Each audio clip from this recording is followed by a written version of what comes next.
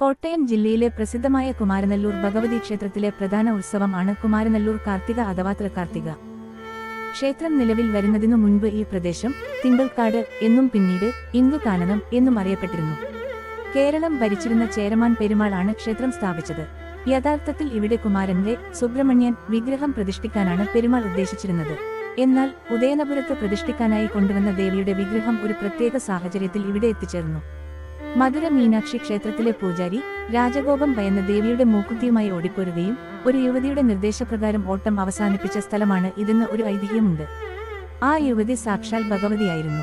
ഇവിടെ സുബ്രഹ്മണ്യന് വേണ്ടിയുള്ള ഊര് അല്ല എന്ന അർത്ഥത്തിൽ കുമാരൻ അല്ല ഊരിൽ എന്ന് പറഞ്ഞതിൽ നിന്നാണ് ഈ സ്ഥലത്തിന് കുമാരനല്ലൂർ എന്ന പേര് ലഭിച്ചതെന്നും വിശ്വസിക്കപ്പെടുന്നു. വേദഗിരിയിൽ നിന്ന് കൊണ്ടുവന്ന ദേവിയുടെ വിഗ്രഹം ഒരു ഋഷിവര്യൻ ഒരു നിമിഷം കൊണ്ട് പ്രതിഷ്ഠിച്ച് അപ്രത്യക്ഷനായി. ഇദ്ദേഹം പരശുരാമനാണെന്നും വിശ്വാസമുണ്ട്. എല്ലാ വർഷവും വൃശ്ചിക മാസത്തിലെ കാർത്തിക നക്ഷത്രത്തിലാണ് 10 ദിവസം നീണ്ടുനിൽക്കുന്ന ഈ ഉത്സവം കൊണ്ടാടുന്നത്.